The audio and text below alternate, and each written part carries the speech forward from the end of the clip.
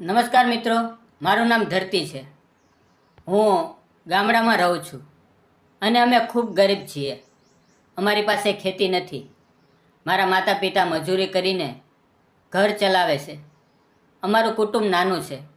હું, મારા માતા પિતા અને એક નાનો ભાઈ. મિત્રો, આ વાત તે સમયની છે જ્યારે હું 25-26 વર્ષની હતી. તે વખતે હું જુવાન અને સુંદર હતી. અમારા ઘરથી થોડે દૂર એક મોટા જમીનદારની ખેતી હતી. લોકો તેમને રાઘવજી બાપા કહીને બોલાવતા હતા. તેમના ખેતરમાં ઘણી બધી શાકભાજી જેમ કે રીંગણા, બટાકા અને અન્ય શાકભાજી ઉગાડવામાં આવી હતી. અમારા ઘરની હાલત ગરીબ હતી અને માતા પિતાની મહેનતની કમાણીથી જ ઘર ચાલતું હતું. મારી માતા ઘણીવાર રાઘવજી બાપાના ખેતરમાં મજૂરી કરતી. રાઘવજી બાપા સારા માણસ હતા. તેઓ અમને કહેતા, જો શાકભાજી જોવે તો લઈ જજો. એટલે અમે ક્યારેક તેમના ખેતરમાંથી શાકભાજી લઈ આવતા. પણ રાઘવજી બાપાનો એક સાવો હતો જેનું નામ કુલદીપ હતું. તે ક્યારેક ગામમાં આવતો. તેનો સ્વભાવ ખૂબ ગુસ્સાવાળો હતો.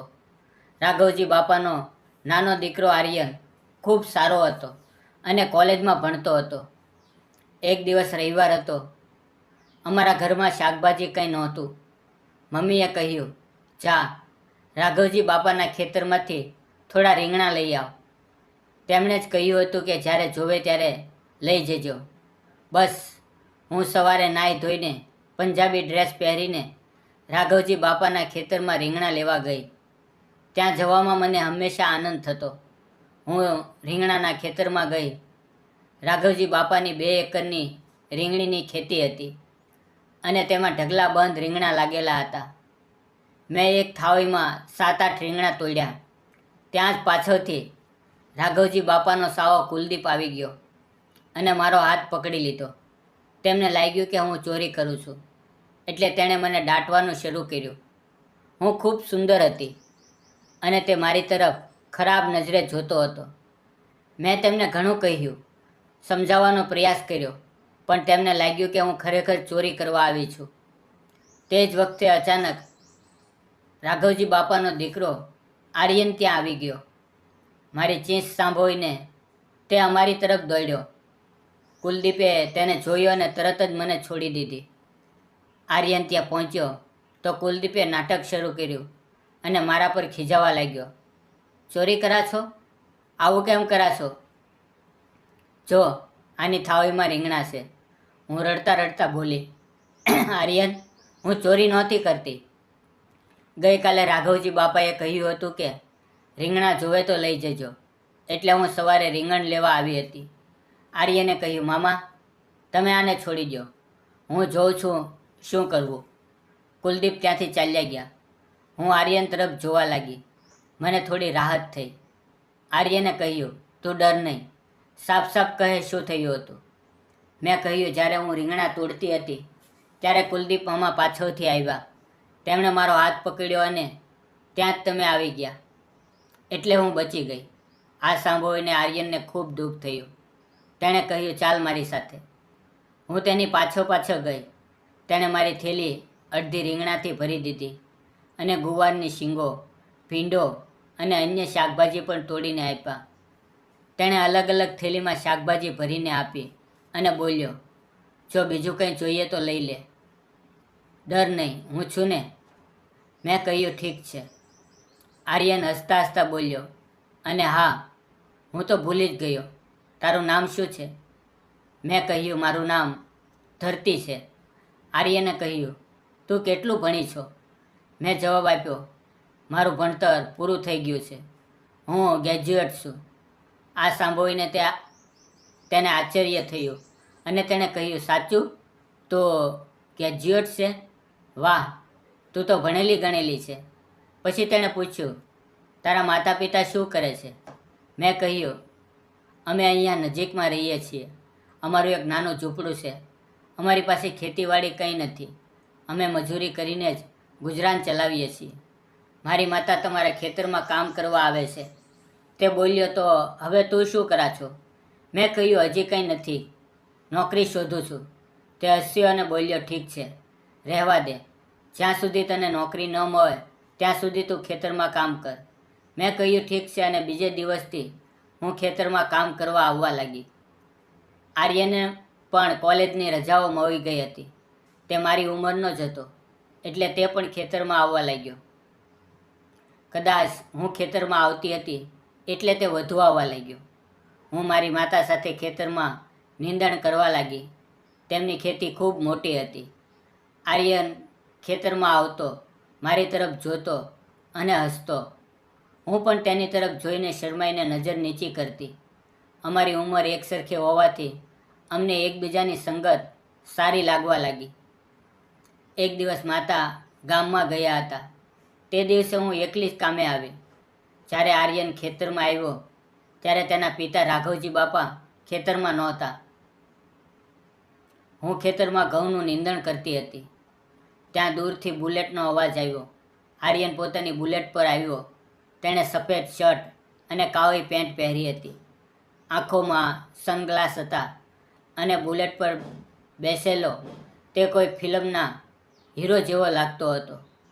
તે સીધો મારી પાસે આવ્યો અને મારી બાજુમાં ઊભો રહીને વાતો કરવા લાગ્યો. તેણે પૂછ્યું, શું કરા છો? મેં કહ્યું, ઘઉંનું નીંદણ કરું છું. તેણે પૂછ્યું, તારી માતા નથી આવી? મેં કહ્યું, મારી માતા ગામમાં ગયા છે. તે 2 દિવસ નહીં આવે, એટલે હું એકલી આવી છું ખેતરમાં કામ કરવા. વાતો કરતાં કરતાં તે મને ત્રાસી નજરે જોવા લાગ્યો. હું પણ ક્યારેક તેની તરફ જોતી. અમારી નજરો વારંવાર મળતી. તે બોલ્યો, તું ખેતરનું કામ કરે છે છતાં કેટલી સુંદર લાગે છે. હું શરમથી લાલ થઈ ગઈ અને માથું નીચું કરી દીધું. તે ત્યાંથી જવાનું નામ નહોતો લેતો. તેણે કહ્યું, હવે બસ કર. ખેતરમાં આવ્યાને 2-3 કલાક થઈ ગયા. હવે બપોર થઈ ગઈ. મેં કહ્યું, રાઘવજી બાપા નારાજ થશે. તે બોલ્યો, બધું હું જોઈ લઈશ. પછી મેં નજીક રાખેલી થેલી ઉપાડી અને અમે બંને ઝાડની છાયામાં જઈને બેઠા. તેણે પૂછ્યું, થેલીમાં શું છે? શું લાવી છે? મેં કહ્યું, ગુવારનું શાક અને રોટલી. તેણે કહ્યું કે દે, મને ખૂબ ભૂખ લાગી છે. અને હા, ખેતરમાંથી થોડી કાકડીઓ પણ લઈ આવ. હું ગરીબ ઘરની હતી અને તે અમીર ઘરનો દીકરો. મેં ક્યારેય વિચાર્યું નહોતું કે કોઈ અમીર છોકરો ગરીબનું ખાવાનું ખાશે. પણ તેણે મારો ડબ્બો લીધો. તેમાંથી ગુવારનું શાક અને રોટલી કાઢીને એક થાળીમાં રાખી અને કાકડીનો ટુકડો કાપીને ખૂબ સ્વાદથી ખાવા લાગ્યો. પછી તેણે કહ્યું, તું પણ ખા. પછી અમે બંને સાથે બેસીને ખાવા લાગ્યા. મને લાગ્યું કે આ માણસ ખૂબ સારો છે. મેં કહ્યું, તમારા જેવા અમીર લોકો ગરીબનું ખાવાનું નથી ખાતા, પણ તમે અમારા ઘરનું ખાવાનું ખાઈને મારું દિલ ખુશ કરી દીધું. તમારું દિલ ખૂબ મોટું છે. તમારું મન સાફ છે. તમારા દિલમાં કોઈ પાપ નથી. મારી વાતો સાંભળીને તેની આંખોમાં એક અલગ જ ચમક આવી ગઈ. કદાચ તેને મારી વાતો ખૂબ ગમે. તે બોલ્યો, સાચું કહું, જ્યારે મેં તને પહેલી વાર જોઈ ત્યારથી જ તું મને ખૂબ ગમવા લાગી. તું મારા દિલમાં વસી ગઈ છે. આ સાંભળતા મને પણ શરમ આવતી હતી અને સારું પણ લાગતું હતું. સાચું કહું તો તે મને પહેલી નજરે ગમી ગયો હતો, પણ અમારી વચ્ચે પરિસ્થિતિની એક મોટી ખાઈ હતી, એટલે મેં ક્યારેય પ્રેમનો વિચાર કર્યો નહોતો.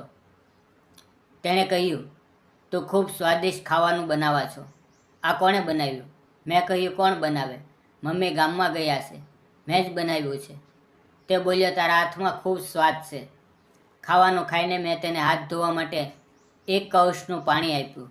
બીજો લોટો ભરીને પાણી આપવા ગઈ તો તેનો હાથ મારા હાથને અડી ગયો અને મારા પર પાણી ઢોળાઈ ગયું. તેણે લોટા સાથે મારો હાથ પણ પકડી લીધો અને છોડવાનું નામ જ ન લીધું.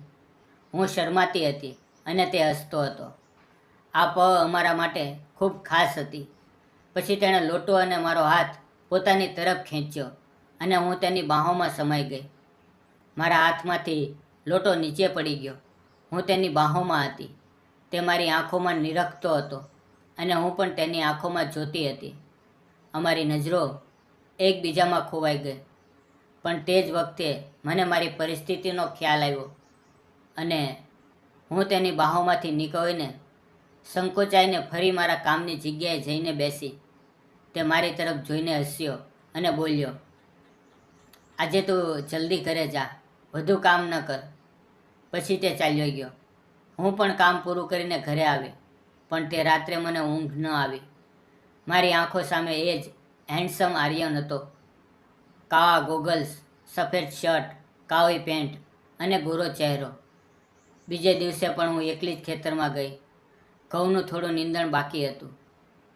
તે જ વખતે ફરી તે આવ્યો, પણ આજે તેના કપડાં અલગ હતા, ગોગલ્સ પણ અલગ હતા.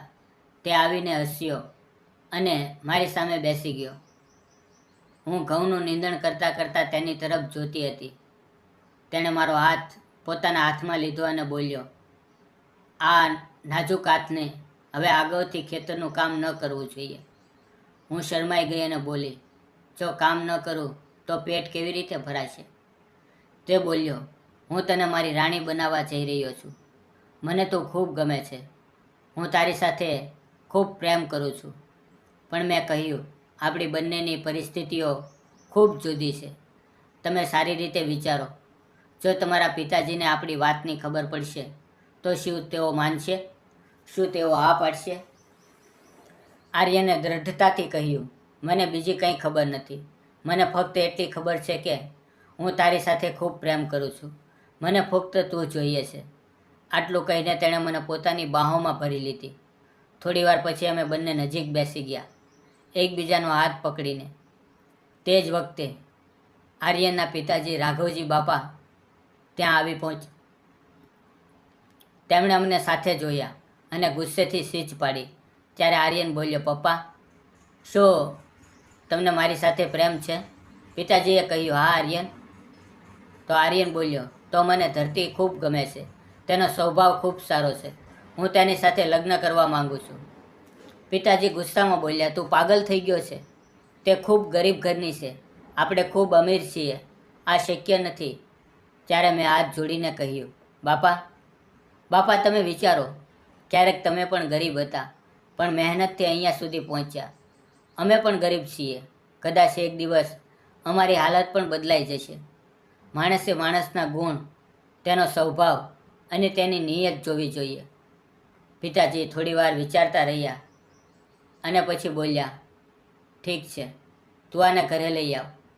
આપણે તારી માતા સાથે વાત કરશું. પછી તે મને પોતાને બંગલે લઈ ગયો. ત્યાં આર્યનની માતાએ મને જોઈ. હું દેખાવે ખૂબ સુંદર હતી, પણ તેમને અમારી હાલતનો ફરક સ્પષ્ટ દેખાતો હતો. આર્યનની માતા ખૂબ સમજદાર હતી. તેણે કહ્યું, અમારા દીકરાને આ છોકરી ગમે છે. લગ્ન તો તેને જ કરવાના છે, આપણે નહીં. આ છોકરી ખૂબ મહેનતુ છે. આપણું ઘર સારી રીતે સંભાળી લેશે. માતાએ કહ્યું, પણ આના માતા પિતા સાથે પણ વાત કરવી જોઈએ. તે જ દિવસે બપોરે મારી માતા આવી હતી. આર્યન ગાડી લઈને મારા ઘરે ગયો અને મારા માતા પિતાને બોલાવીને લાવ્યો. બધાએ બેસીને વાત કરવા લાગ્યા. મારા માતા પિતા ખૂબ ડરેલા હતા. તેમને લાગ્યું કે મારી દીકરીએ કંઈક ખોટું કર્યું છે. તેઓ વારંવાર કહેતા હતા, માફ કરજો, અમારી દીકરીએ કોઈ ભૂલ તો નથી કરીને. પણ આર્યનના પિતાજીના ચહેરા પર હાસ્ય હતું. તેમણે કહ્યું, તમે ડરશો નહીં, એવું કંઈ થયું નથી. અમારા આર્યનને તમારી દીકરી ધરતી ખૂબ ગમે છે. અમે તેને અમારી વહુ બનાવવા માંગીએ છીએ. અમારે તમારી રજામંદી જોઈએ. આ સાંભળીને મારા માતા પિતાની આંખોમાં ખુશીના આંસુ વહેવા લાગ્યા.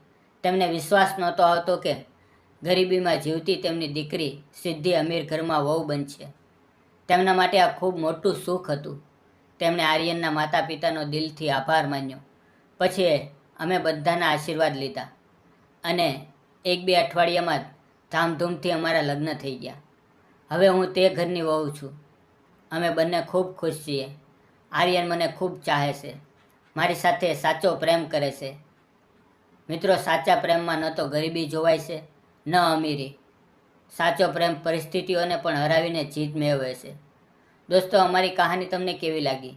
જો સારી લાગી હોય તો વિડીયોને લાઈક, શેર અને ચેનલને સબસ્ક્રાઈબ કરવાનું ન ભૂલતા. અને એક નાની એવી કોમેન્ટ, તમારા વિચારો જરૂર જણાવજો. ફરી મળશું આવતીકાલે એક નવી વાર્તાની અંદર. ત્યાં સુધી આવજો મિત્રો. વિડીયોમાં આવેલા નામ, પાત્ર અને ઘટના ફક્ત કાલ્પનિક હતા. તેનો કોઈ પણ જાતિ, ધર્મ કે કોઈ પણ વ્યક્તિ સાથે સંબંધ નથી. આ વાર્તા ફક્ત મનોરંજન અને શૈક્ષણિક હેતુથી બનાવવામાં આવેલી છે. તેને અન્યથા ન જોશો. ફરી મળીએ આવતીકાલે મિત્રો. ત્યાં સુધી આવજો. તમારું ધ્યાન રાખજો. ધન્યવાદ મિત્રો.